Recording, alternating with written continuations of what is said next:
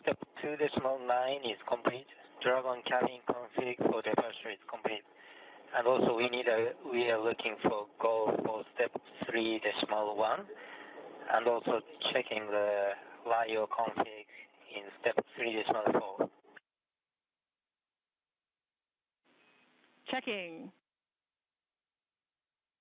Japan Aerospace Exploration Agency astronaut Takuya Onishi, who spent some time as the commander of the International Space Station up until a few days ago.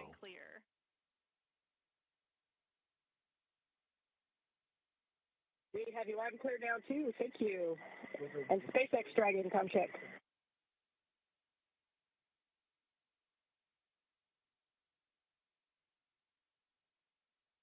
The conversation you've been hearing, part of the pre-hatch closure preparations. Currently is not on Space to Ground 2 directly. We're working the config on the ground to get you comm.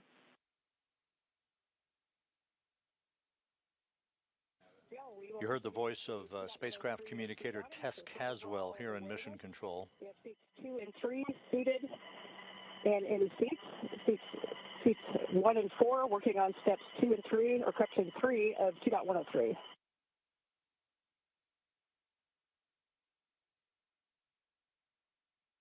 And that was the voice of Dragon Commander, Crew-10 Commander Anne McClain of NASA, as she and her 3 crewmates begin to put themselves in their seats in the SpaceX Dragon vehicle, named Endurance, and begin the process of suiting up for hatch closure and the undocking of Dragon from the forward port of Harmony that is scheduled later this afternoon at 5:05 p.m. Central Time, 6:05 p.m.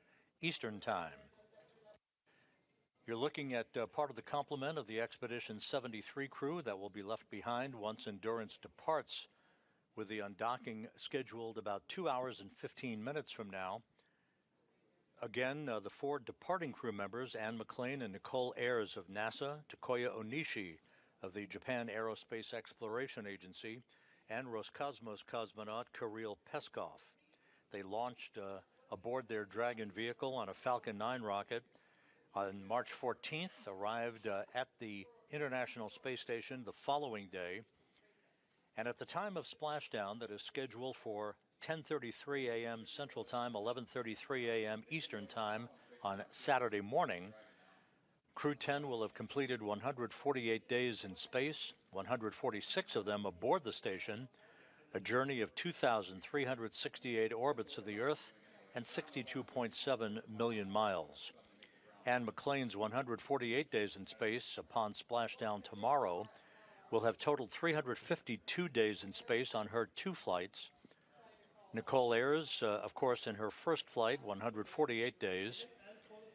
Takuya Onishi, with his 148 days in space upon his return to Earth tomorrow, will have logged 263 days in space on a pair of flights.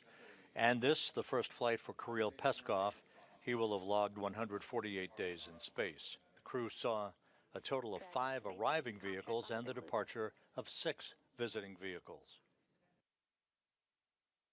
SpaceX Dragon has you loud and clear. Great to talk to you today. And great to hear your voice. Sorry for the delay there. Capcom is about to relay up a call, but captured all of your words, and you are go for 3.1 for LIO config, IMV teardown, hatch closure, and suit donning. We're going to be swapping to cartridge number 4 today. Copy. Go in step 3, cartridge number 4. And that conversation between the core, the crew operations resource engineer, basically the SpaceX Capcom or communicator, and Anne McClain aboard Dragon, as she indicates that the crew members are inside Dragon. They will swap out lithium oxide canisters that are used for the scrubbing of the air to remove carbon dioxide from the atmosphere on board the Dragon during its free flight away from the International Space Station. This will be basically a 17.5-hour transit of phasing away from the station following undocking later today. until the time of the deorbit burn for Dragon that is scheduled for Saturday morning at 9:39 and 47 seconds a.m. Central Time, 10:39 and 47 seconds a.m. Eastern Time.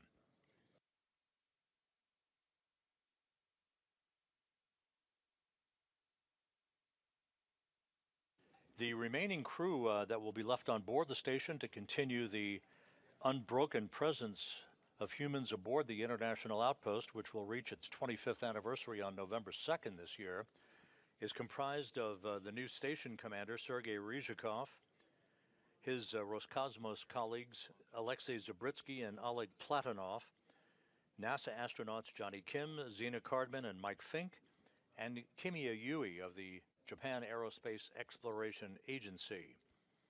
Ryzhikov, Zabritsky, and Kim launched back in September on the Soyuz MS-27 spacecraft from the Baikonur Cosmodrome in Kazakhstan.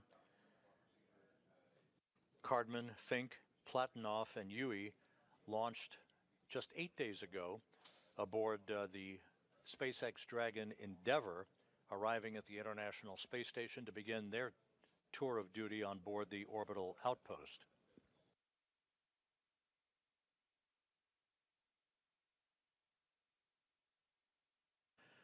A good view once again from external cameras on the International Space Station of the docking interface between the forward port of Endurance on the left and the pressurized mating adapter on the forward end of the Harmony module and the U.S. segment of the International Space Station.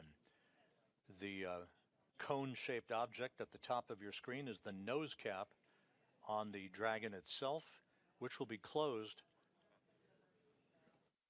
prior to Dragon's re-entry back into the Earth's atmosphere on Saturday. After waving off the undocking of Dragon because of weather conditions off the coast of California, a final weather briefing was conducted this morning by NASA and SpaceX managers. The weather conditions were carefully evaluated and determined that winds at the splashdown site off the coast of California are and will be within limits tomorrow morning. SpaceX Dragon on big loop for Lyo. Go ahead, Dragon. We're with you on the big loop. Hey, Lyo cartridge number 4 has been installed in active slot at GMT 1955. We copy. Lyo cartridge 4 installed in active slot at 1955.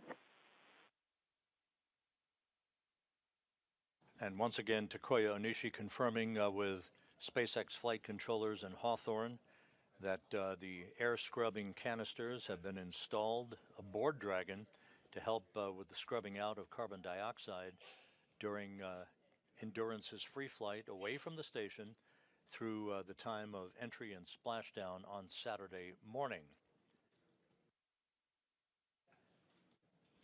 The countdown clocks here in Mission Control are counting towards the command that will be issued 2 hours, 3 minutes, and 30 seconds from now for the retraction of an umbilical that is basically a power and telemetry cable that has provided power to Endurance during its 5 months attached to the forward port of the International Space Station. Once that umbilical retracts, the command that will previously be issued begins the opening of 2 sets of hooks, 6 hooks for each set, that have held Endurance firmly in place to the forward port on pressurized mating adapter number 2 on the forward end of the Harmony module. Once those hooks are opened later today, there will be the first of 2 undocking burns, as they are called. The first for 1.5 seconds to begin the physical separation of Endurance from the International Space Station. The second burn of 5 seconds in duration will accelerate that opening rate and lead to the beginning of 4 so-called departure burns, which will increase the phasing away from the station for Endurance to a safe distance for the deorbit burn that is scheduled for Saturday morning.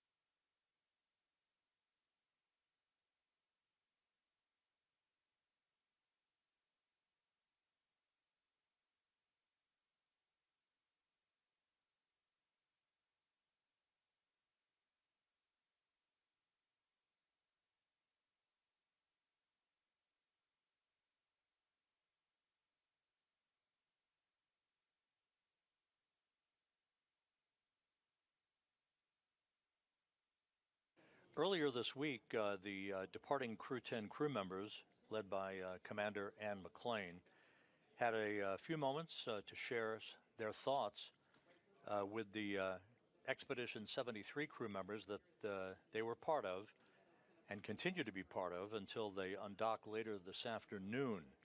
That all led into a change of command ceremony in which Takuya Onishi of the Japan Aerospace Exploration Agency handed over station command to Sergei Ryzhikov of Roscosmos. McClain's comments were particularly poignant. Let's take a moment as we replay her comments this past Tuesday as the Crew-10 began preparations to begin their trip home. And as we complete our mission on Space Station, we really want to lead with gratitude for the absolute privilege of getting to live and work aboard this amazing International Space Station. All of us are keenly aware that we may never get to do this again, and we've been very pensive over the last days of understanding what we have all got to be a part of. And we know that there's some tumultuous times on Earth, and there's some people that are going through struggles all around. And we want this mission, our mission, to be a reminder of what people can do when we work together, when we explore together. The foundations of this mission were laid long before any of us got here. This is a short snapshot in time today in our mission. But the International Space Station, this international mission that has been going on for almost 25 years, was made possible by visionaries who years before believed in something this massive. I truly believe that this is one of the biggest feats of cooperation that humans have ever accomplished. It takes people from every country all around the world every single day showing up to support this mission to make it happen. And really we just get to be, we had the privilege of getting to be here for a short period of that time. But if we think back to 40 years ago when this idea was conceived and the international partnerships started to come together, the atmosphere and the climate politically was very similar to what it is now. There's a lot of people that would say that's not going to be possible. But all it took was visionaries from all around the world to work together, to have a mustard seed of faith that something like this could be done when we work together. Crew-10 has had the absolute privilege of working here for the last 4 months, and we have so much gratitude for all of the ground teams that showed up every day to make this possible. We truly are very humbled to represent humanity, and we hope that we can be a reminder to others of the goodness of humanity and what we really can accomplish when we work together.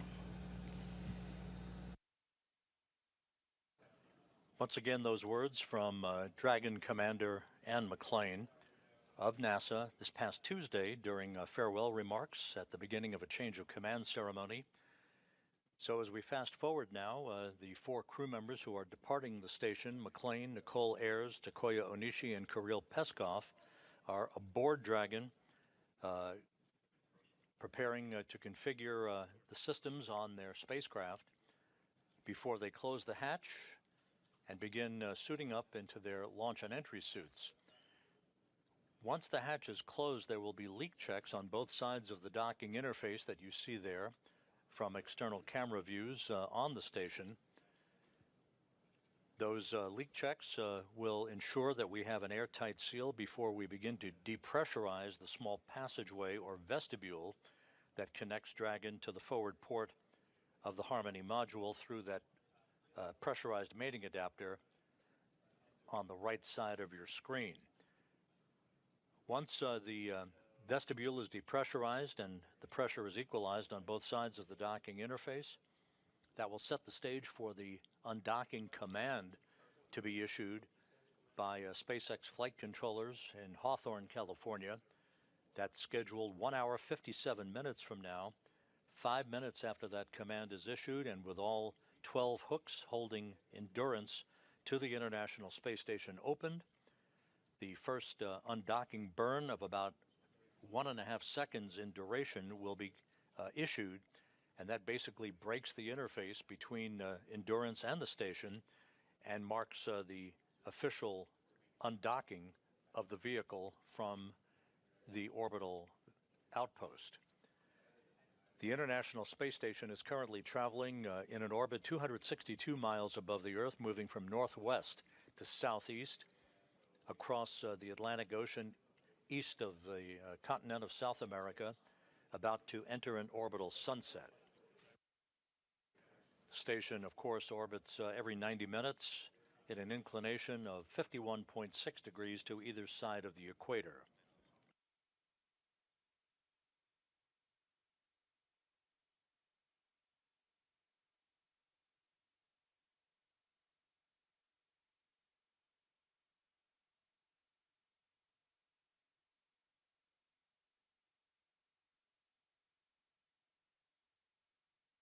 We now have received confirmation that the hatch on Endurance is closed, so we'll mark that at 3:04 p.m. Central Time, 4:04 p.m. Eastern Time. Again, the hatch closed to the Dragon Endurance.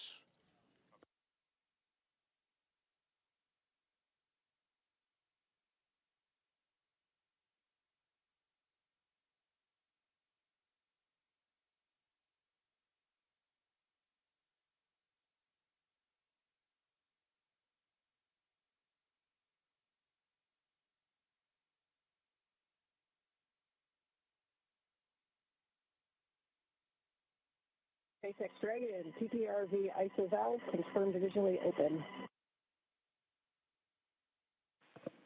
SpaceX copies on the big loop.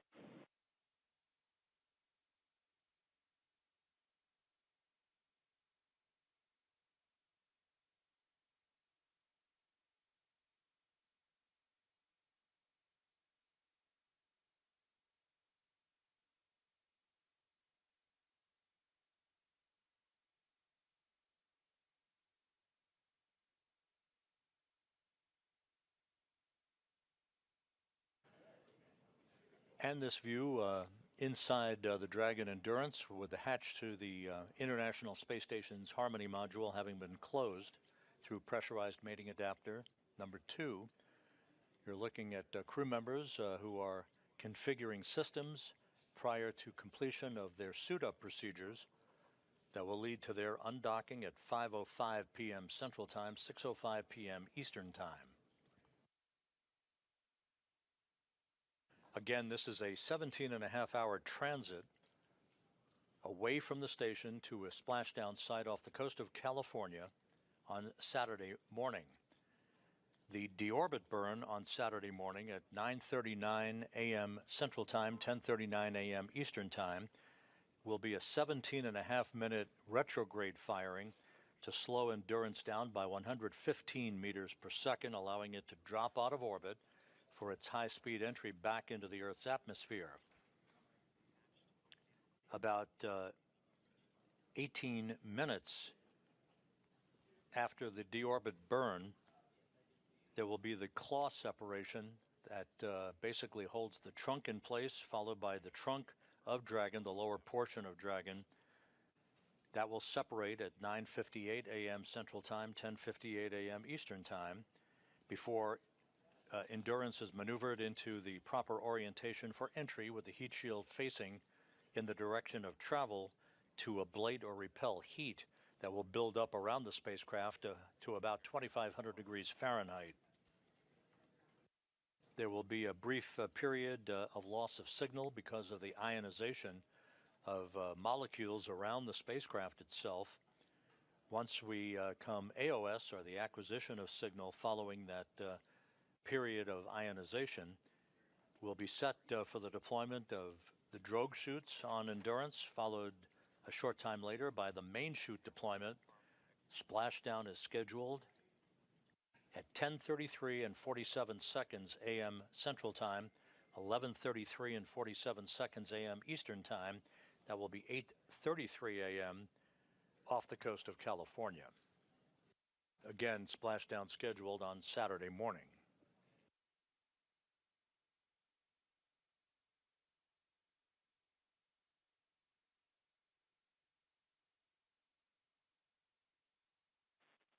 Dragon SpaceX on the big loop.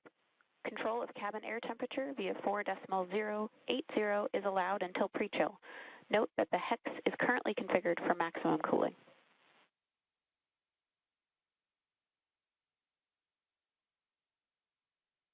Is 4.080. And the view inside Dragon, you're looking at the crew members who are completing their suit-up procedures. On the very right side of your screen is Takoyo Nishi and Kirill Peskov. Already in their seats, Nicole Ayers and the Dragon commander, Ann McClain.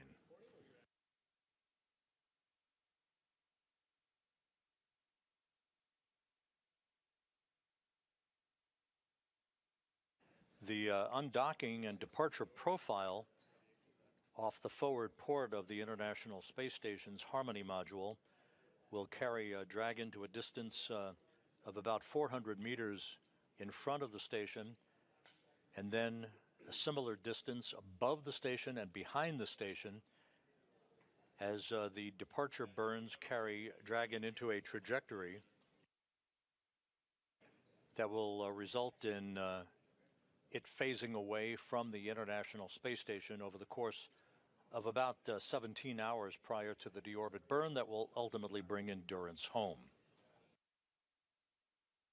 Once again, the mission will wrap up tomorrow morning, with Crew-10 having spent 148 days in space, 146 of them aboard the station, a journey of 2,368 orbits spanning 62.7 million miles.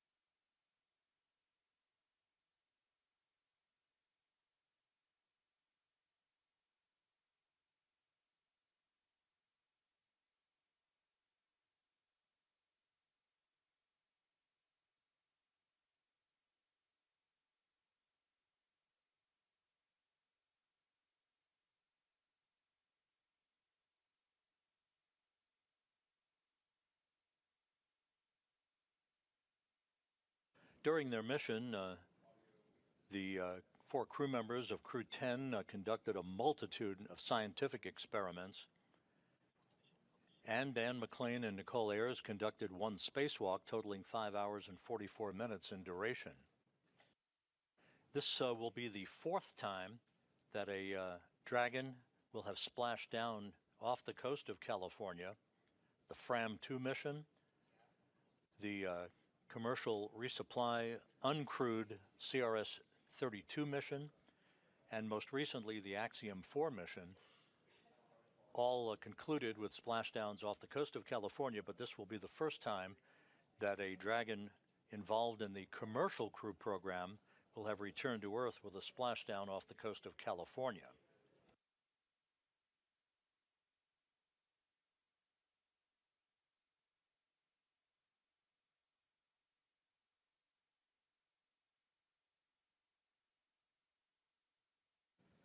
And in the near field of view, Roscosmos cosmonaut Kirill Peskov completing his suit up and his strap in to his seat.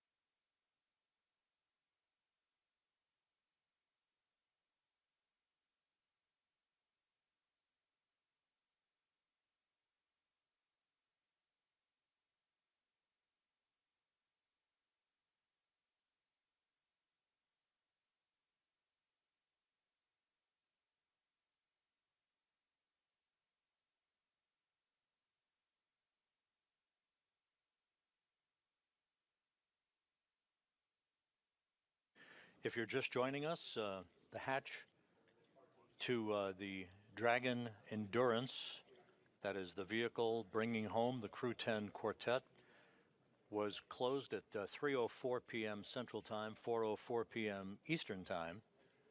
You're seeing the crew members completing their suit-up procedures.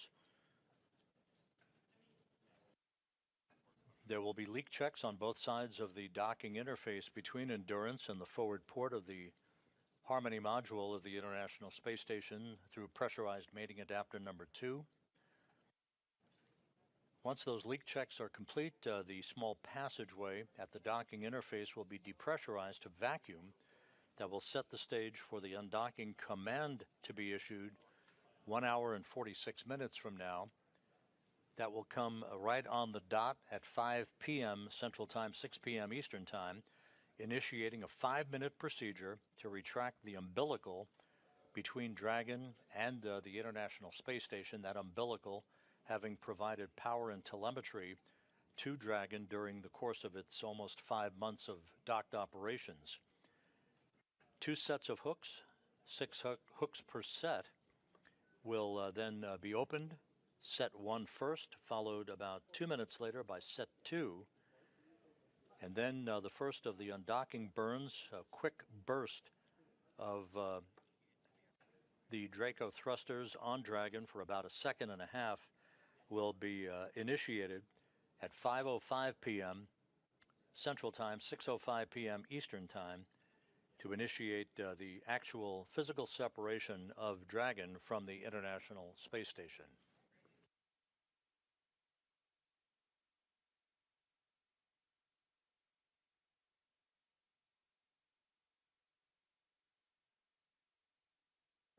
While we have a handover in our downlink video from the station through our tracking and data relay satellite system, you're looking at Flight Director Allison Bollinger on the right side of your screen, joined to her right by spacecraft communicator Tess Caswell, who has been talking to both the departing Dragon crew and the Expedition 73 crew, who remain on board the complex. For Sergei Ryzhikov, Johnny Kim, and Alexei Zabritsky, who launched aboard Soyuz back in September, the Soyuz MS-27 spacecraft, this is their 123rd day in space, to the Harmony module that will be closed a short time from now, initiating the beginning of the equalization of pressure and the ultimate depressurization of that vestibule, very short passageway between Dragon and the International Space Station.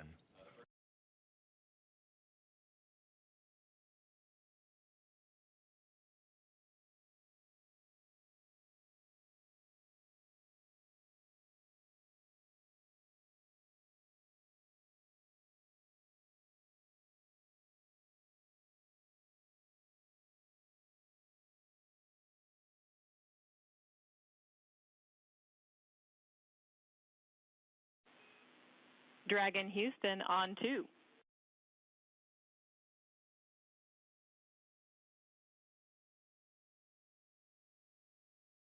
Houston Dragon, go ahead.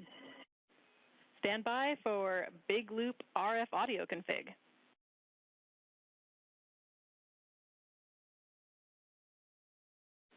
And we expect this to cause approximately a 2-minute dropout in audio with MCC.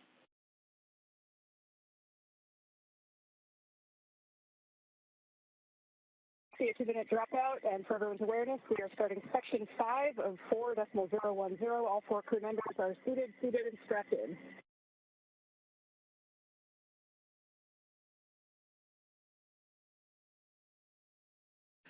That conversation referencing the Big Loop, that is the interconnected communications channel that ties the space-to-ground loop aboard the International Space Station with the communication system aboard Dragon, and which will remain in play until Dragon departs the so-called approach ellipsoid, which is basically a racetrack boundary outside of which the integrated operations between Mission Control here in Houston and the SpaceX Mission Control Center in Hawthorne, California is conducted.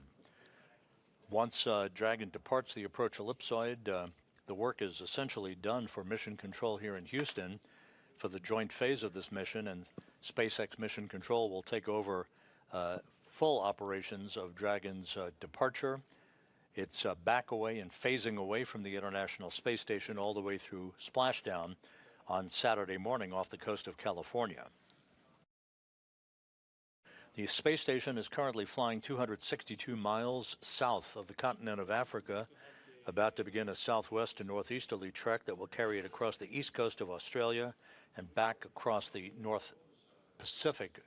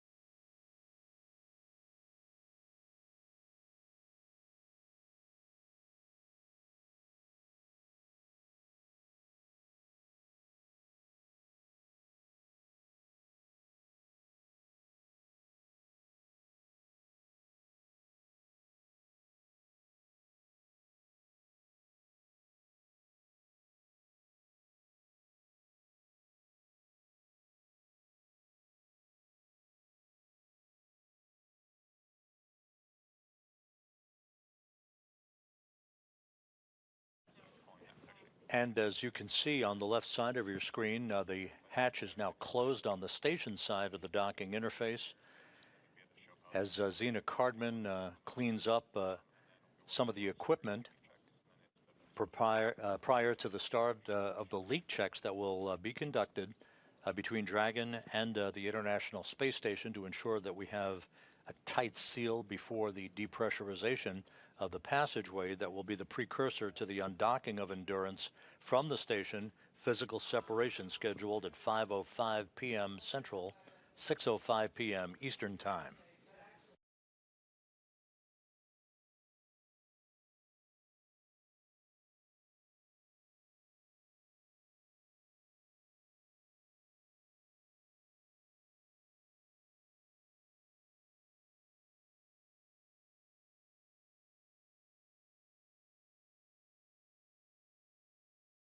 The communications loops have now been properly configured according to flight controllers here in Houston. Dragon on the big loop.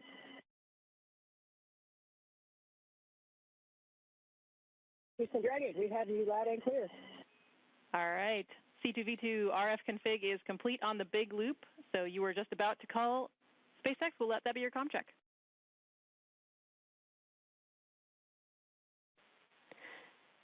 And Dragon, SpaceX has you loud. Thanks, Tess. Thanks, Cronus. SpaceX Dragon, we are complete with...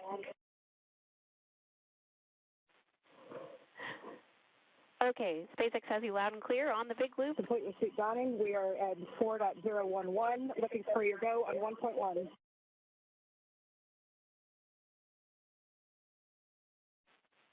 Dragon, you are go to begin suit leak check procedure 4.011.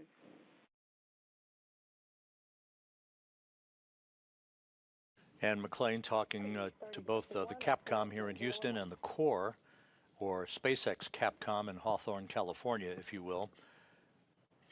The procedures that they're relaying back and forth now have reached the point of leak checks on their suits to ensure that they have a tight seal on all 4 suits for the departing crew members. Standing by for your go, close the 8-pass hatch.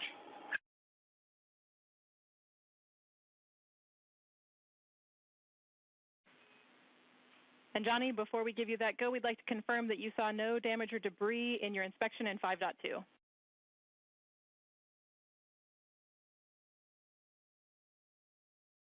Confirm, no damage or debris, clean seals on in step 5.2.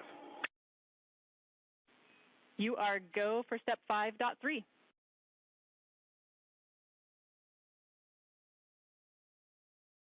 Work.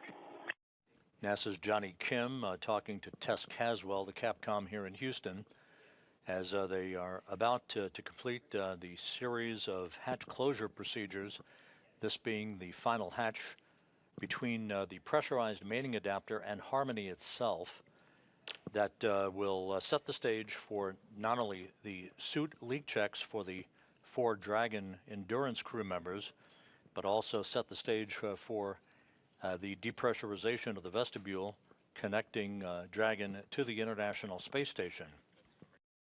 We want that vestibule to be depressurized down to vacuum with readings that are equivalent on both sides of the docking interface before we move into the undocking command later this afternoon that will set in motion the physical separation of Endurance from the complex and begin the journey home for the 4 crew members comprising Crew-10, Anne McLean, Nicole Ayers, Takoya Onishi, and Kirill Peskov.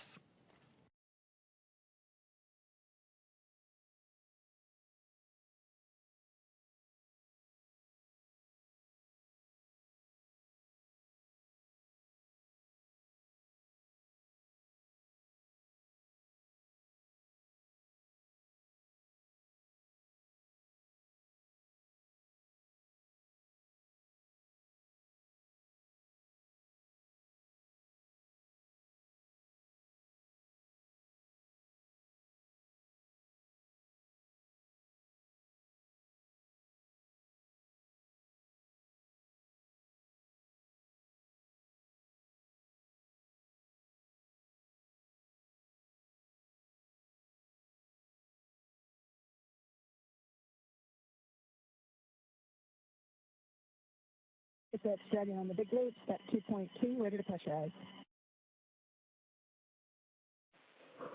Dragon, you are go to initiate suit leak check.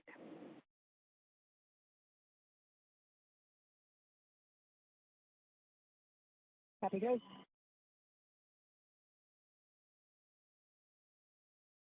And McLean, the Endurance commander, indicating that the crew is about to pressurize their suits to ensure that we have tight seals and good integrity on the 4 suits for the departing crew members. Houston copies.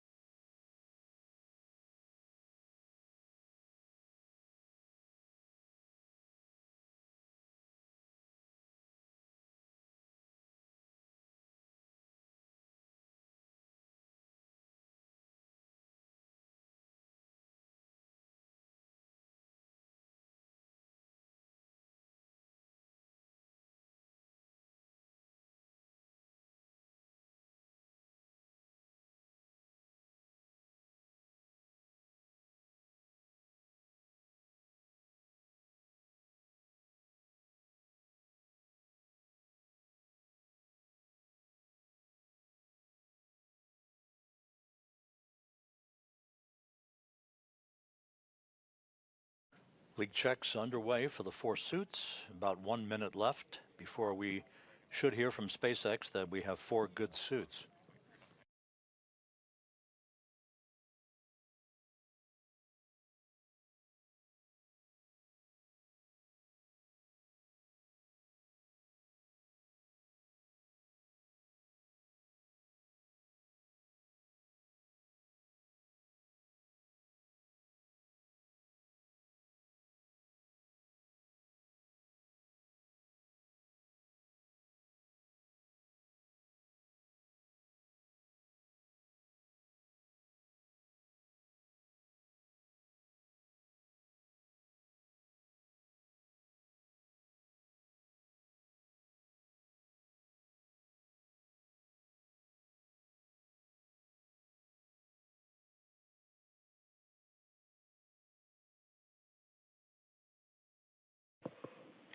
Dragon SpaceX on the big loop. We see 4 good suit leak checks.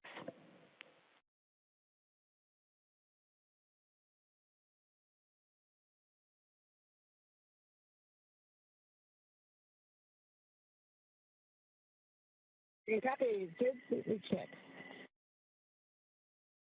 And as you heard in that communications, 4 good leak checks performed on the suits being worn by Ann McLean, Nicole Ayers, Takoya Onishi, and Kirill Peskov, with their crew members who soon will be departing the International Space Station, all buttoned up now, conducting final pre-departure preparations. We will point towards our next broadcast that is coming up at 4:45 p.m. Central Time, 5:45 p.m. Eastern Time, when we here in Houston will be joined by our colleagues in Hawthorne, California at SpaceX Mission Control for the undocking of Endurance from the International Space Station and the beginning of the trip home for the Crew-10 crew members. So again, the hatch is closed, the suits have been verified to be airtight, and the stage is set for the departure of Crew-10 from the International Space Station about 1 hour and 34 minutes from now. With that, we'll sign off this broadcast, and we'll be back with you in about 1 hour and 15 minutes for the undocking of Endurance from the International Space Station. In the meantime, this is Mission Control Houston.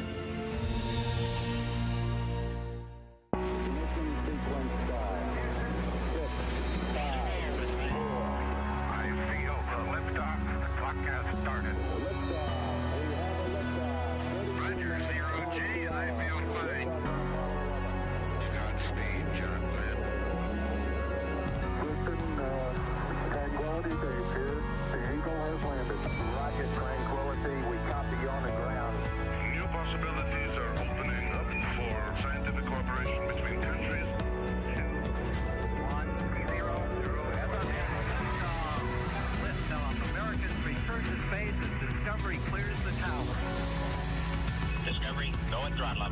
Discovery, roger, go for deploy. Thanks, Q, and to everybody in the shuttle program, the crew is go for launch. Roger, nice to be in orbit. We have followed in their footsteps to get us where we are today.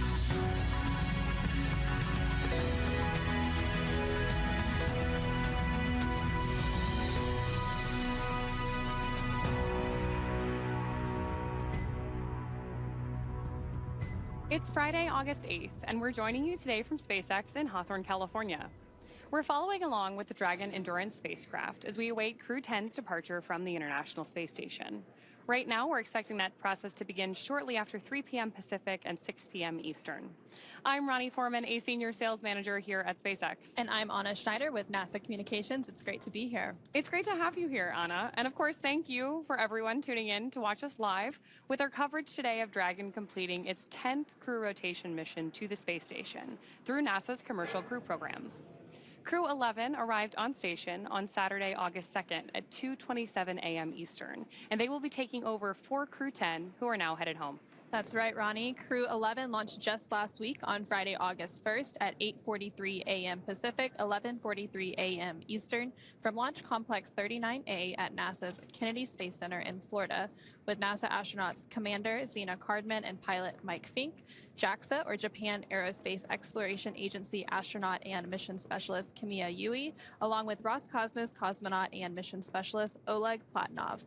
The crew has since spent a few days in space, with those days docked to the space station being a handover period where they learn to live and work on station from the departing crew. Now, the returning Crew-10 members today are NASA astronauts Anne McClain and Nicole Ayers, along with JAXA astronaut Takuya Onishi and Roscosmos cosmonaut Kirill Peskov. Right now, the crew is currently suited inside Dragon, and both the Dragon and station hatches are sealed in preparation for departure. Once Dragon departs the station, the crew's flight home is expected to last around 17.5 hours.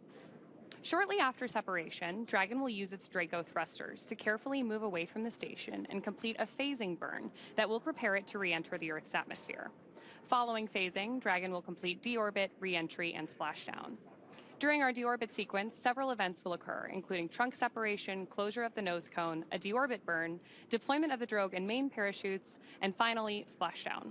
And of course, like all of our mission with Crew-10 so far, Mission Control, SpaceX, and of course on the big loop connected to Houston, we'll be monitoring their progress all the way. You've got a great view of Mission Control at SpaceX here, but we'll hear call-outs from Mission Control in Houston here shortly. And of course, Dragon is targeted to splash down off the coast of California tomorrow, August 9th, at 8:33 a.m. Pacific, 11:33 a.m. Eastern, where it will be picked up by a SpaceX recovery vessel, and our recovery teams will help to egress or exit the crew from Dragon. Now, currently on board the space station is the Expedition 73 crew, led by the current space station commander, Sergei Ryzhikov of Roscosmos. Just a few days ago, JAXA astronaut Takuya Onishi handed over command of the space station to Ryzhikov ahead of his departure today, alongside his Crew-10 crewmates. Now, also on board space station is NASA astronaut Johnny Kim, as well as Roscosmos cosmonaut Alexei Zubrutsky, and of course the recently arrived Crew-11 astronauts. Now, just like its approach to the International Space Station, Dragon's departure and deorbit is designed to be fully autonomous, requiring no action from the crew on board.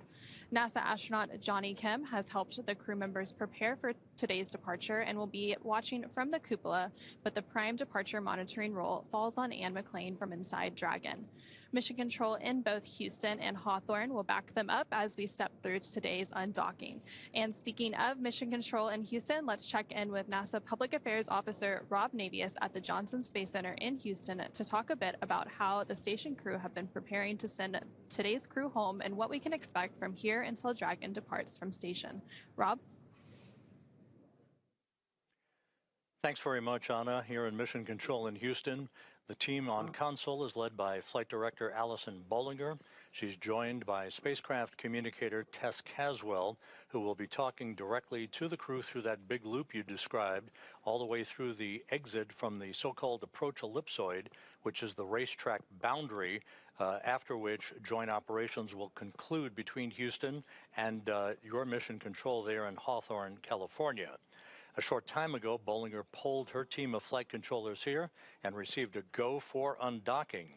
Now, the undocking time has been adjusted ever so slightly by just a few minutes to the right. the undocking command that will initiate the retraction of the umbilical between Dragon and the station that has been providing telemetry and electricity to the Dragon Endurance will be retracted. That will then initiate the opening of 2 sets of hooks, 6 hooks per set, that will physically separate Dragon from the International Space Station and conclude its 5-month stay on board the orbital outpost. Once that separation occurs, and it is now targeted, by the way, for 5:15 p.m. Central Time, 6:15 p.m. Eastern Time, that would mark physical separation. Dragon will move away from the forward port of Harmony to a point about 400 meters in front of the station. Then through a series of departure burns, we'll move to a point above the station, behind the station, and then we'll phase away below the station for a 17.5-hour transit to its deorbit burn and splashdown off the coast of California on Saturday morning, as you described. The crew statistics for Crew-10, very impressive. They will have spent 148 days in space at the time of their splashdown on Saturday morning, 146 days of which were locked in and working with the Expedition 73 crew aboard the International Space Station. McLean, Ayres, Peskov, and Onishi will have completed 2,368 orbits of the Earth, a mission spanning 62.7 million miles. And McLean will have totaled 352 days in space during her 2 missions once she returns to Earth on Saturday. Ayres and Peskov, both first-time flyers, will have accrued 148 days, and Takuya Onishi, completing his 2nd flight into space, will have totaled 263 days on his 2 missions. So everything is all set for the departure of Crew-10 from the station. By the way, the delay, the wave-offs, if you will, because of weather over the past couple of days, concluded with a weather briefing this morning, and SpaceX and NASA were both go for undocking with the conditions, lighter winds, and even though there are some low clouds expected at the time of final descent for Endurance to its splashdown point off the coast of California, those conditions are well within limits to allow the undocking today and the return to Earth tomorrow for Crew-10. With that, we'll hand it back to Ronnie and Anna in Hawthorne and stand by for physical separation.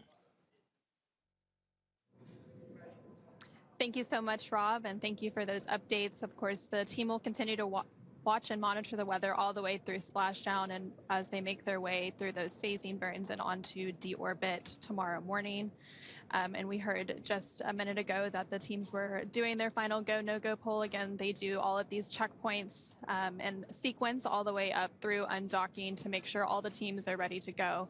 And should for any point they have to wave off last minute for weather or whatever it may be, there's of course opportunities down the road. Yeah, absolutely. And because it does take us time to get back from the International Space Station to our splashdown location, we're monitoring weather not just at the time of separation, but trying to do that forecast ahead to make sure that we're going to have an easy splashdown for our crew, who are coming back from, almost 150 days in space. I want to make sure it's a warm welcome back here in California. Yeah. And now let's take a moment to go ahead and meet the crew that we're bringing home today before they depart the International Space Station. So first up, we have NASA astronaut Anne McLean, who is your Crew-10 commander. Born and raised in Spokane, Washington, NASA selected McLean as an astronaut candidate in 2013. Crew-10 is her 2nd space flight after launching aboard the Soyuz MS-11 in 2018 and serving as a flight engineer on the International Space Station for expeditions 58 and 59. At the conclusion of this mission, as Rob mentioned, she will have spent 352 total days in space across her 2 missions, completing a total of 3 spacewalks for 18 hours and 52 minutes outside the orbiting laboratory. McLean is a West Point graduate and a colonel in the U.S. Army. She's a highly decorated Master Army aviator and has more than 2,000 flight hours in 20 different aircraft.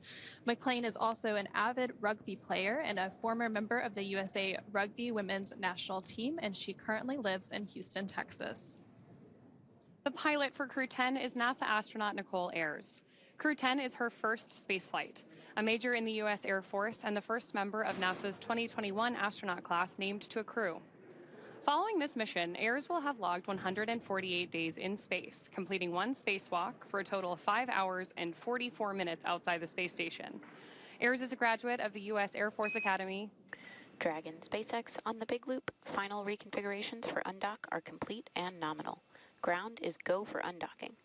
Undock sequence start time is 22:10.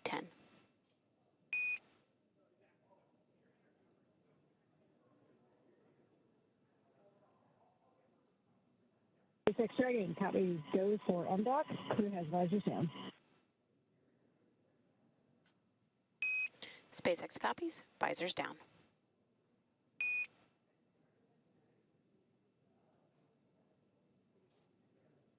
We heard a little bit of chatter there between mission control here in SpaceX communicating with our crew on board. And we've got confirmation that visors are down. What we're doing right now is getting the crew into their fully suited up, ready to depart configuration, because we want to make sure that for all of these dynamic phases of flight, we have them safely inside their spacesuits. So with that, let's take it back to our crew. We were just discussing mission pilot Nicole Ayers, who is a graduate of the U.S. Air Force Academy in Colorado Springs, Colorado. She has served as an instructor pilot and mission commander in the T-38 Adair and F-22 Raptor, leading multinational and multi-service missions worldwide. She has more than 1,400 total flight hours, including more than 200 hours in combat. Ayers has a twin and was born in San Diego, California.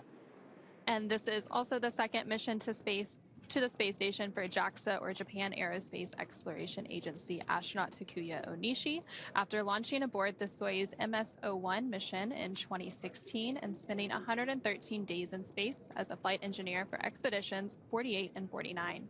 Following Crew-10, Onishi will have logged a total of 263 days in space. Onishi received a Bachelor of Engineering in Aeronautical and Space Engineering from the University of Tokyo and soon embarked on a career in aviation with All Nippon Airways in Tokyo. He was selected as an astronaut candidate by JAXA in 2009, and during his stay on the space station, he became the first Japanese astronaut to capture the Cygnus spacecraft in space. Now, when he's not training, Onishi enjoys flying, playing the saxophone, movies, and hiking. And rounding out our crew, this is mission specialist and Roscosmos cosmonaut Kirill Peskov. Like Ayers, the Crew-10 mission is also his first trip to the International Space Station. After the conclusion of this mission, he will have spent 148 days in space. Before his selection as a cosmonaut in 2018, he was a co-pilot on the Boeing 757 and 767 aircraft for airlines Nordwind and ECAR. Assigned as a test cosmonaut in 2020, he has additional experience in skydiving, zero-gravity training, scuba diving, and wilderness survival. And it's a great crew that we are bringing home. Of course, now on your screen, you can actually see a look inside Dragon that's looking over the shoulders of the pilots and commanders. So Nicole Ayers and Ann McLean there in the center. They're all suited up, getting ready for today's departure. Again, we're just over about 10 minutes away from the undock command, and once that undock command is sent, it takes about 5 minutes to then have that physical separation from station, which will then mark the conclusion of their stay aboard the International Space Station as they make their way home to Earth. And just a few minutes ago, when we were introducing you to the crew, we heard some of those comms. Again, those comms were on what is known as the big loop. So that's that integrated communications loop that includes the team here in Mission Control in Hawthorne, as well as the Mission Control team in Houston, along with the space station crew with Expedition 73 aboard and the Dragon Crew-10, who is departing today. It basically allows all of those teams to be working in tandem and talking on one integrated communications loop. So throughout today's departure activities, that is where we will be hearing those communications between the ground and the station and crew aboard. And right now, the International Space Station and Dragon are orbiting about 260 statute miles above Earth, crossing the southern Indian Ocean.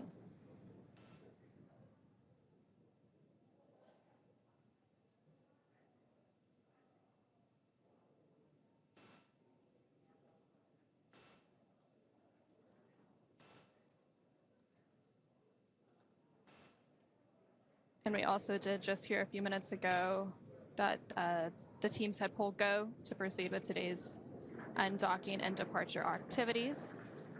So again, we are just standing by for that undocking command here in just about 10 minutes.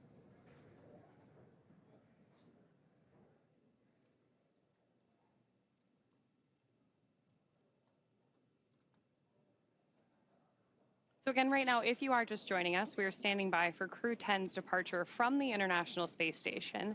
And the view on your screen right now is looking over the shoulder of the pilot and commander for today's mission, up at the 3 touchscreen displays inside the Dragon spacecraft. Our crew is going to use these touchscreens to monitor their progress as they move away from station, even though the maneuver itself is fully autonomous. And as we mentioned a few minutes ago, the Joint Flight Control teams did pull go to proceed with today's undocking and departure. And now that the Joint Flight Control teams are go for undock, we are just awaiting that undock sequence to actually begin. Again, the undock command is scheduled to be sent in about 9 minutes at 3:10 p.m. Pacific, 6:10 p.m. Eastern. Once that command is sent, it will take less than 5 minutes for Dragon to separate from the International Space Station, which has been its home for the last 5 months. At the planned undock time, SpaceX Mission Control will command the undock sequence start, which begins the automatic undocking process we were just talking about. The first step is for the umbilicals to retract. These umbilicals connect Dragon systems to the space station while docked, transferring power, telemetry, and commands between the two vehicles throughout Dragon's stay.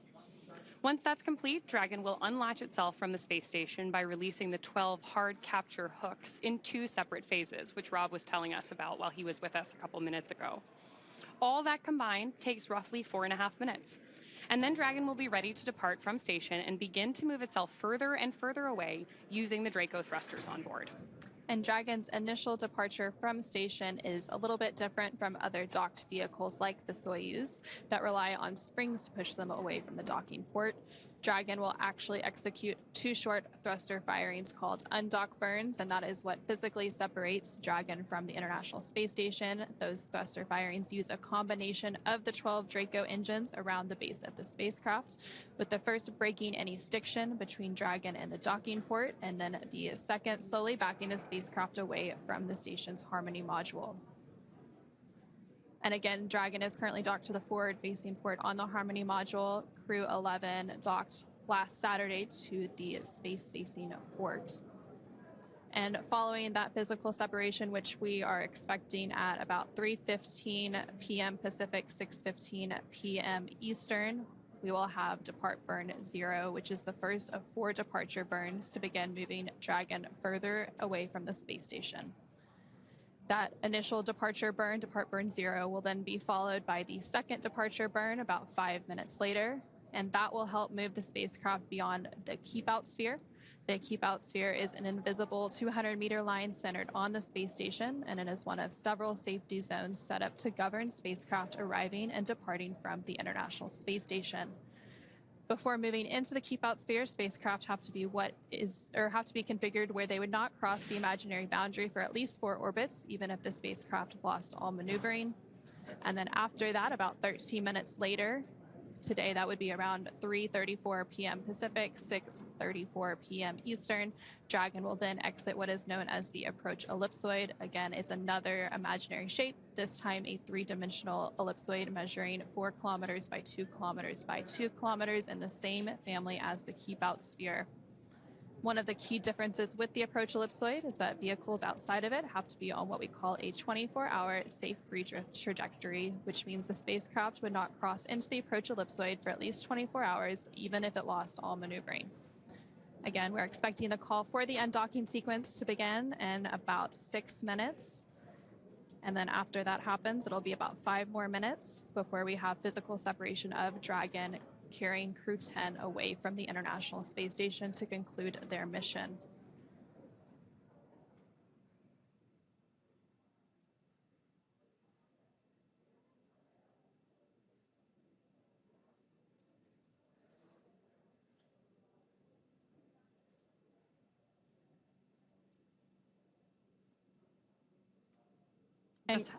Just had a shot a second there of our crew on board working through some final checklists, preparing for that undocking sequence start. And all throughout today, there have been a lot of procedures that they've had to work through. Before we started today's broadcast, the crew had to work through hatch close procedures, and then they got suited up and completed some leak checks.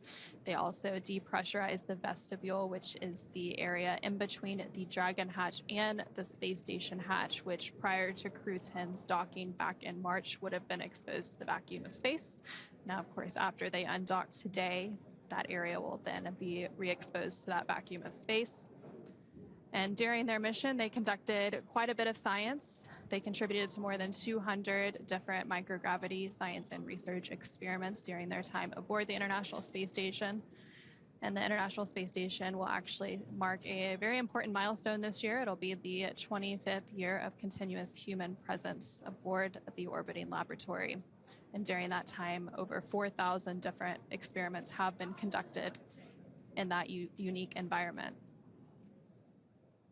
I'm always struck by when we do these webcasts talking about the expedition numbers of our crew, how many different astronauts have been on board station. And of course, today is the completion of the 10th crew rotational mission as part of the commercial crew program. And of course, our 10th Crew Dragon mission to the International Space Station as well. For those of you just joining us or have not watched an undocking before, in the lower left-hand corner of your screen now, you have the range and rate available so that you can help monitor along from home, just like we're monitoring here from Mission Control. The range tells you about how far away from the station we are, and the rate is the speed at which that distance is changing. So we're looking for both to increase as we move through these carefully planned maneuvers as we go through our separation, phasing burns, and ultimately head towards splashdown. And what's really interesting about undockings and dockings is that both vehicles are actually traveling at about 17,000 miles per hour. So if you think about it, the relative rate seems small and it seems like they're going so slow when you're watching it on TV, but it's really, they're going very fast, and they orbit about 260 statute miles above Earth. So as Dragon makes its way back to Earth, it of course has to lower down so that it can re-enter Earth's atmosphere, again targeting that splashdown early tomorrow morning around 8:33 a.m. Pacific. And we're now just about 3 minutes away from that undock command, which will be sent to Dragon from the ground, and that will then command the umbilicals to retract, and those umbilicals provide power between Dragon and the space station, and those were initially attached when Dragon docked to the International Space Station back in March. So then after the umbilicals retract, then we will have those hooks begin to drive open, and that will happen in 2 sets of 6. And then once that happens, Dragon will conduct those 2 short thruster firings to physically separate it from station.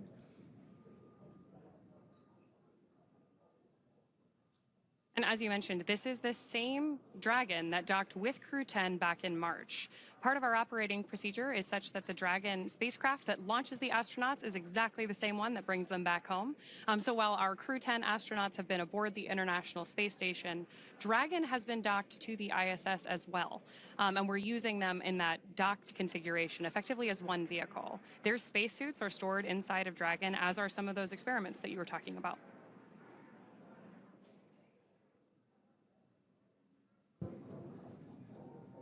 And of course, they had to repack some of those scientific experiments to make their way back to Earth. Again, we're about 1 minute away from that undock command. So as we continue to stand by, let's go ahead and check back in with Rob Navius at NASA's Mission Control in Houston. Thanks very much, you guys out in Hawthorne. Here in Mission Control in Houston, all flight controllers are set for the beginning of the end of the Crew-10 mission and the journey home that will span about 17.5 hours from the time of physical separation to the time of tomorrow's splashdown off the coast of California. We're about 20 seconds away from the issuance of the undocking command from Hawthorne. We'll stand by for confirmation of that. All of Dragon Endurance's systems are in excellent shape, as are the systems aboard the International Space Station, as we stand by about 10 seconds from now for the issuance of that undocking command.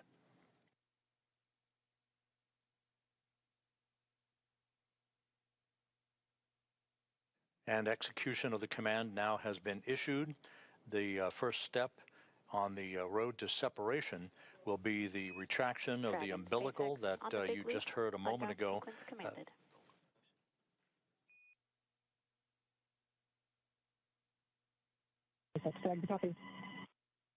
And McLean, the commander of Endurance, acknowledging the issuance of the undocking command, the umbilical being retracted. Once again, this means that Endurance will be on its own in terms of internal power and telemetry, no longer interconnected to the International Space Station.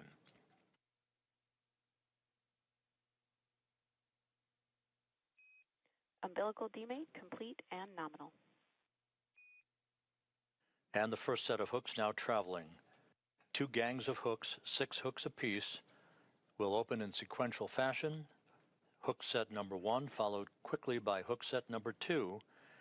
And then the next step will be that 1.5-second pulse of the Draco thrusters, the undocking burn that will create the physical separation between Dragon and the International Space Station.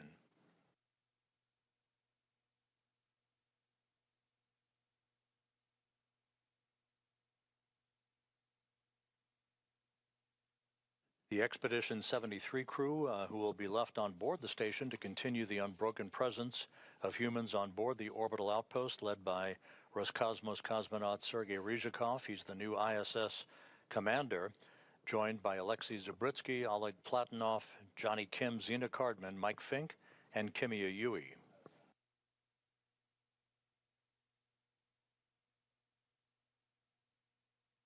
Takes about 5 minutes from the issuance of the undocking command until physical separation, so we'll be standing by to annotate the exact time and location over the Earth at the point of physical separation that will begin the trip home for Dragon Endurance.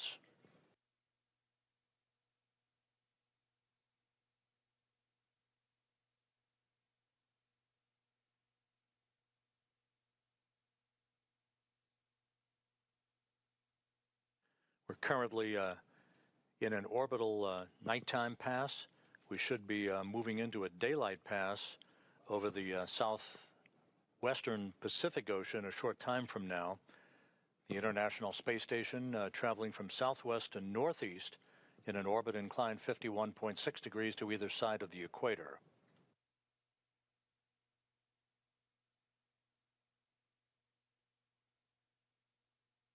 And the first set of hooks now open, now working on the second set. First set of hooks, open and nominal.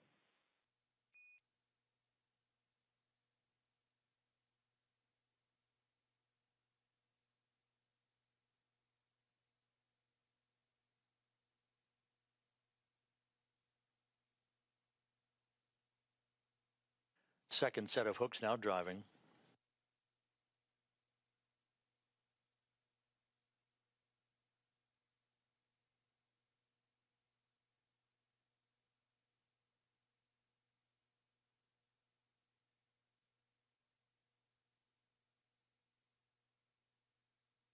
All quiet here in the mission control room. Here in Houston, the International Space Station Flight Control Room.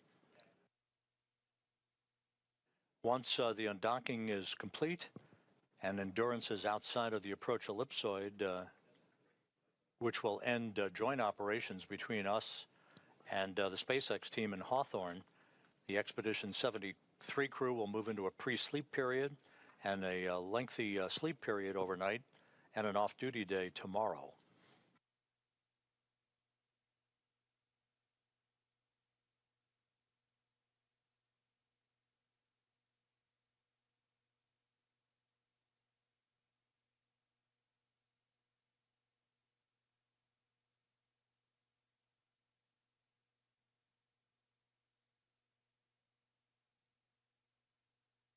The second set of hooks now open, standing by for undock burn number 1.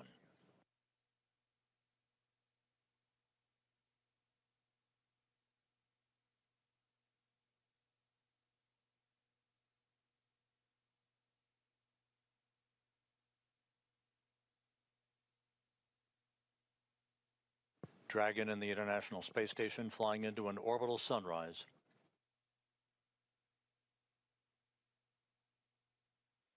All hooks confirmed to be open. All hooks now open and nominal.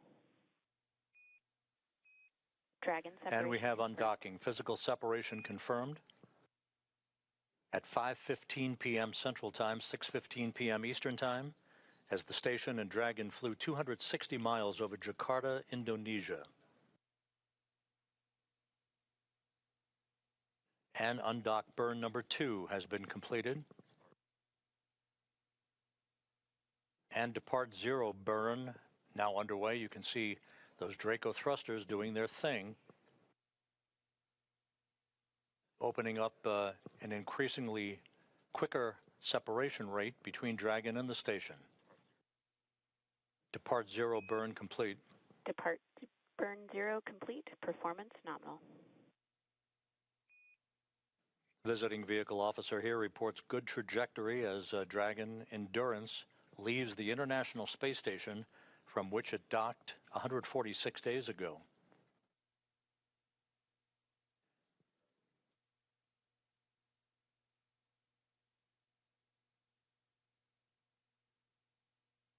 We're about 4 minutes away from depart burn number 1. That'll be a 22-second firing of the Draco thrusters to increase the acceleration of Endurance away from the International Outpost. Again, physical separation, undocking occurring at 5:15 p.m. Central, 6:15 p.m. Eastern Time, as Dragon and the station flew 260 miles over Jakarta, Indonesia.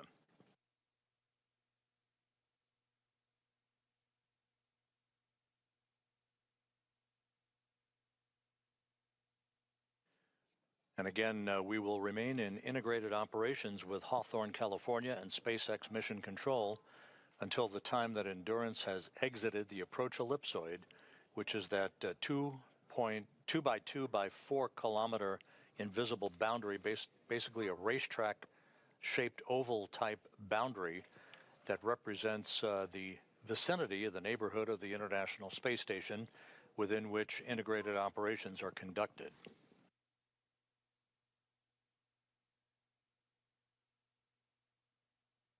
Anne McLean, Nicole Ayers, Takoya Onishi, and Kirill Peskov beginning the journey home that will culminate with their parachute-assisted splashdown off the coast of California Saturday morning.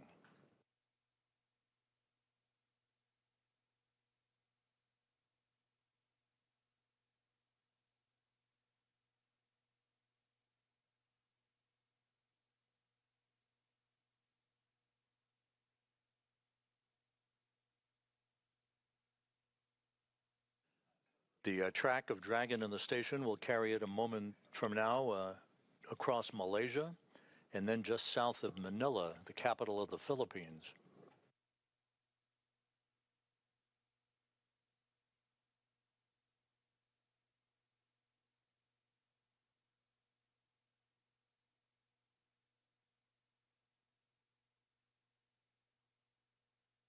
Everything has gone by the book.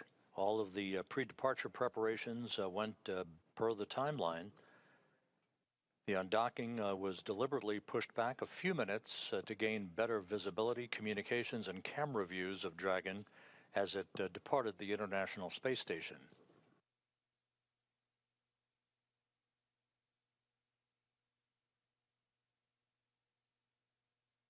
We still are headed for a splashdown on Saturday morning at 10:33 a.m. Central Time, 8:33 a.m. Pacific Time off the coast of California.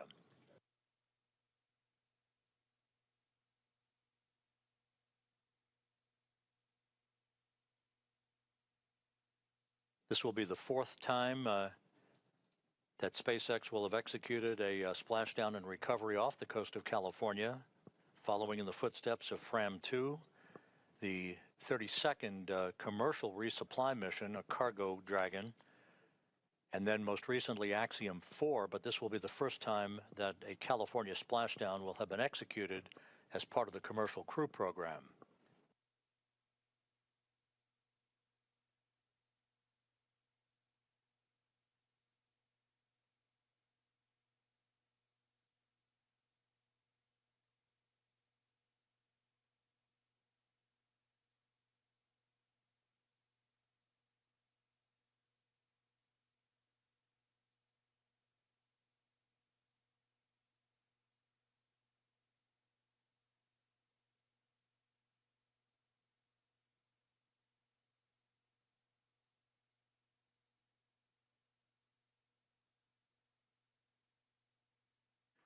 We're about 25 seconds away from departure burn number 1. This is a 22-second firing with a delta velocity change of 0.6 of a meter per second to further increase Endurance's opening rate from the International Space Station. That will be followed seconds later by its exit from the keep-out sphere, the first of these two boundaries within which integrated operations are occurring, and depart burn 1 underway.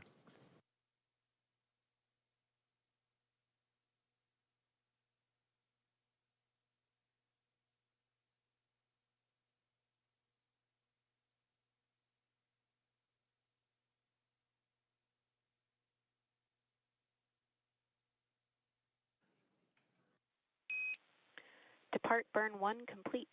You are go to DOF suits per procedure 4.012. Reminder, ground will be deactivating the big loop following exit from the approach ellipsoid.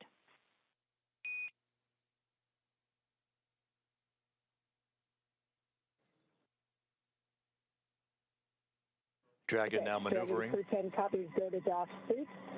To the ISS crew, Expedition 73 Bravo, it is an absolute privilege to cross paths with you. Good luck in the rest of the mission. Godspeed.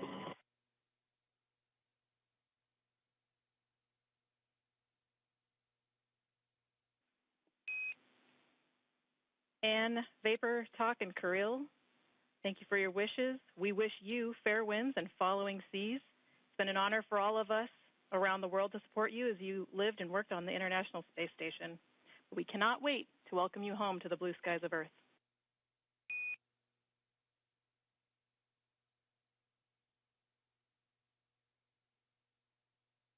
Endurance Commander Anne McLean exchanging words with... Crew-10 station on a big loop. Fair winds and following seas. It was a huge honor to work with you all. We're going to miss you, and we can't wait to see you back on Earth. Likewise, Johnny and the rest of the crew, have a great mission. Again, Endurance Commander Anne McLean wishing all the best and a big vote of thanks. Dragon and Station, Houston on the big loop. Dragon has exited the keep-out sphere.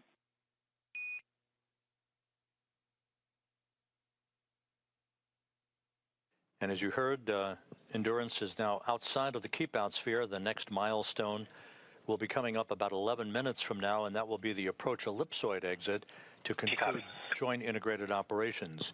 And you heard those words from spacecraft communicator Tess Caswell here in Mission Control, as well as NASA astronaut Johnny Kim, who remains on board the station until early December as part of the Expedition 73 crew.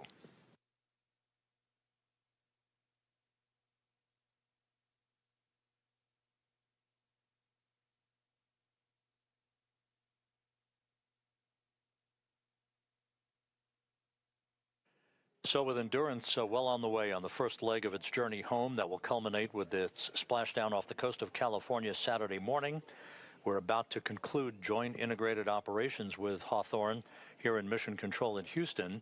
And so with that, we will toss it back to Ronnie and Anna at SpaceX Mission Control in Hawthorne, California.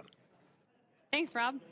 So as you mentioned, we are now waiting for Dragon to exit the approach ellipsoid, or AE, which is another imaginary shape, this time a three-dimensional ellipsoid, measuring 4 kilometers by 2 kilometers by 2 kilometers. As an easy visual, that's roughly like the shape of a football or maybe a rugby ball, which is appropriate given that our commander today is a rugby player.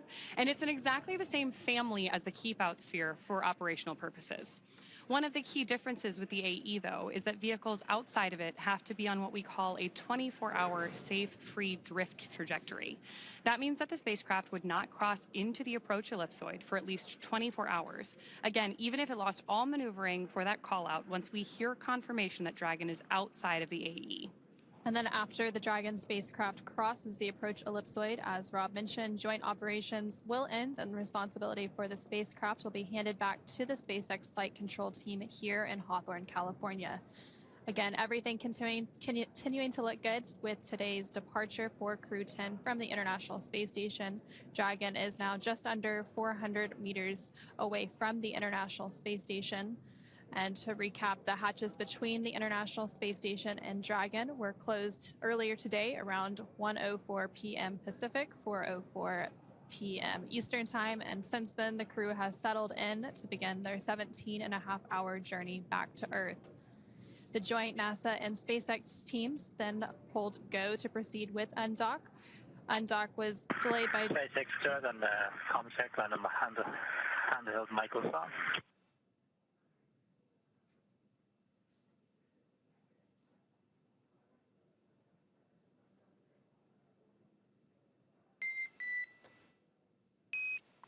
I have you loud and clear on the cabin mic on the big loop.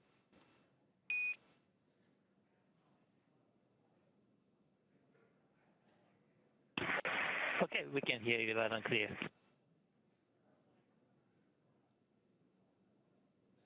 And those comms there were with the core or the crew. SpaceX Dragon, com check on Dragon to ground. I've got you loud and clear on Dragon to ground. How me?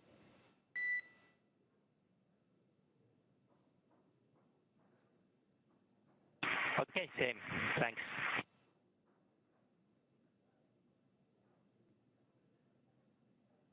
Again, those comms there were between JAXA astronaut Takuya Onishi and the core or the crew operations resource engineer in SpaceX Mission Control in Hawthorne, just behind us.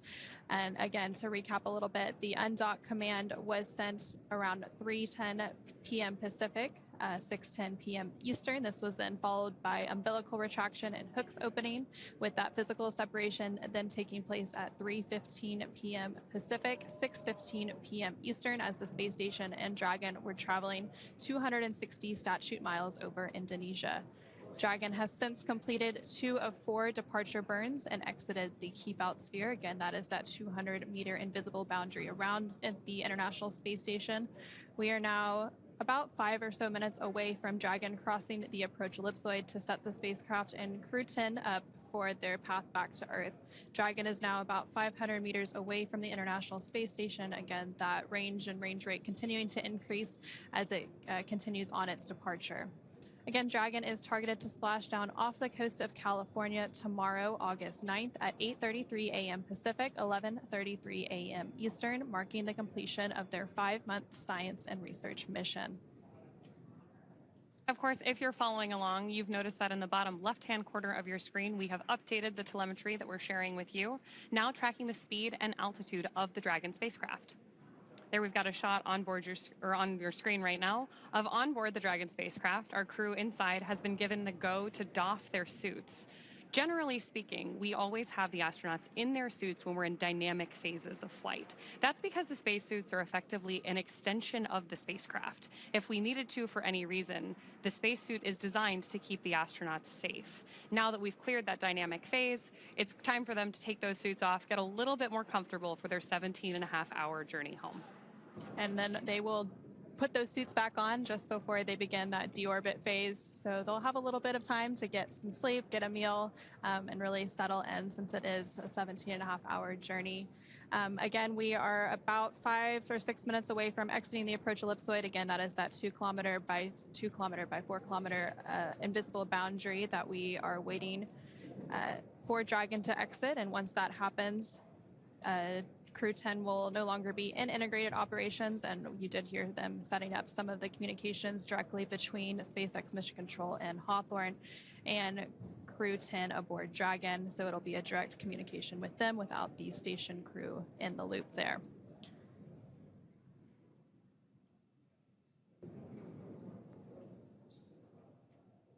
And right now, Dragon is about 600 meters away from the International Space Station, as the International Space Station travels about 260 statute miles over the Pacific Ocean off of the coast of Japan. And the International Space Station does go through an orbit every 90 minutes or so. And when we had that undocking, you could see the sunrise. So they were coming into an orbital daytime during that undocking, and that is actually why the undock was delayed by about 10 minutes, just to allow better comms and to get those great views from the International Space Station.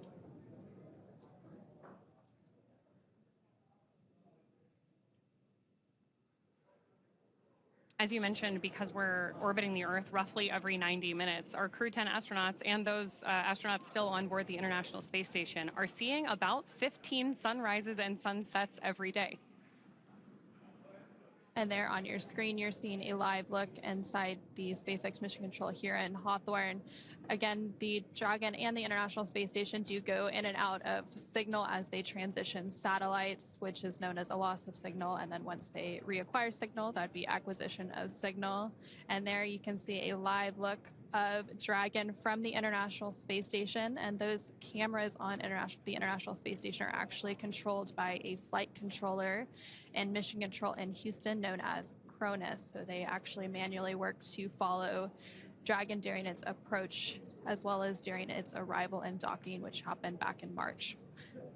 You can already see, as we get this last glimpse of Dragon as it departs the station, how much smaller Dragon is from these cameras on board the International Space Station. We talked about this a little bit earlier, but even though the rate of separation between these two vehicles right now is smooth and steady, which is exactly how we want it to be, they are both traveling about 17,000 miles per hour, which is a just tremendous amount of speed and energy that we have moving between these vehicles. So it's important that every phase of this process is planned, carefully executed, so that we understand what's coming next. And right now, Dragon is about 750 meters away from the International Space Station. So again, continuing to increase that gap between the space station and Dragon as we continue to await confirmation of approach ellipsoid exit. And there on your screen, you can actually see a map which depicts where Dragon and the International Space Station are flying. Again, they're flying over the Pacific Ocean. We have kind of the zoomed in view here available on your screen right now, but you can always see our position relative to the Earth in the bottom right-hand corner of your screen. You can see that little light where we have Dragon over, again, the Pacific Ocean. And then right next to that, you can see a map of Dragon's Draco thrusters. Each of those little white puffs that you see are small adjustments that the Draco thrusters on board Dragon are making to control its position. In spacecraft, we generally refer to that as the spacecraft's attitude, but we are talking about the relative 3D orientation of the spacecraft. And right now that range rate is about 1.1 meters per second, so slowly starting to increase that speed as Dragon continues to make its departure from the International Space Station. As we stand by for confirmation of approach ellipsoid exit, the Dragon spacecraft is currently over 830 meters away from the space station. Again, this is following its undocking and physical separation about 18 minutes ago at 3:15 p.m. Pacific, 6:15 p.m. Eastern.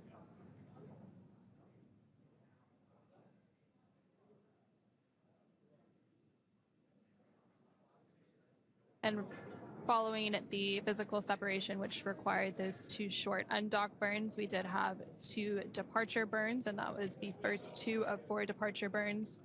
The depart burn 2, which is the 3rd departure burn, will be coming up about 30 minutes or so after approach ellipsoid exit, and then that will be followed by the final departure burn, depart burn 3, before they get into those phasing burns and then set Dragon up for its deorbit burn early tomorrow morning ahead of splashdown off the coast of California.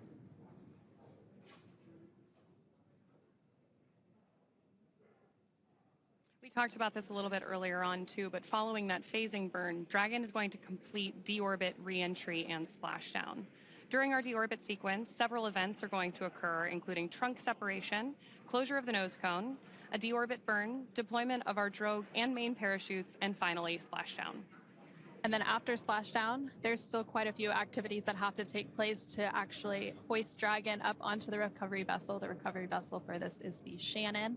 And so the recovery team is getting staged out there. The boat is on its way to the splashdown location, and then there will be a set of helicopters that take the recovery team out to the boat, and they also have 2 fast boats, and so those fast boats will be the first ones out to the splashdown location following that 8:33 a.m. Pacific splashdown tomorrow morning, and they do some initial checks to ensure the safety of the spacecraft before they begin safing it to prepare to lift it up onto the recovery vessel. And of course, once Dragon is on board our recovery vessel, we're going to help the crew egress or exit Dragon. And then we'll also do some quick recovery of the time-sensitive scientific experiments and cargo on board, sending those to different research labs all around. SpaceX on the big loop. Dragon has exited the approach ellipsoid and is on a 24-hour safe free drift trajectory. Configure comm for Dragon aground in preparation for disabling the big loop.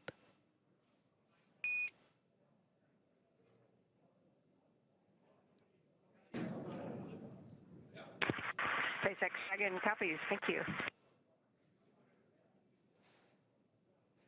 And so we did hear confirmation just now that Dragon has exited the approach ellipsoid. Again, that is that invisible boundary measuring 4 kilometers by 2 kilometers by 2 kilometers, and the same family as the keep out sphere. And vehicles outside of it have to be on what we call a 24-hour safe-free trajectory, which means the spacecraft would not cross into the approach ellipsoid for at least 24 hours, again, even if it lost all maneuvering. So now that Dragon and Crew-10 are well on their way back to Earth to conclude their 5-month science and research mission aboard the International Space Station, let's check in one more time with Rob Navius and Mission Control Houston. Thanks, you guys. You mentioned some of the critical activities that are coming up. The most critical activity tomorrow for the Endurance crew will be that deorbit burn that you mentioned. That will be a 17.5-minute retrograde firing of the Draco thrusters, basically a braking maneuver to slow Endurance down by 115.4 meters per second, allowing it to drop out of orbit for its high-speed entry back into the Earth's atmosphere. The direction of travel will keep the heat shield in the direction of travel to repel the temperatures that will build up to some 2,500 degrees around the spacecraft and its 4 occupants. Here in Mission Control, the team led by Flight Director Allison Bollinger is now winding down its activities. The crew on board the station moving into a pre-sleep period. They will wake up in time, however, to watch all of the critical activities that will be uplinked to them for the return of Endurance and its parachute-assisted splashdown in the Pacific Ocean. So with that, we'll wrap it up here in Mission Control in Houston and turn it back to you guys in Hawthorne.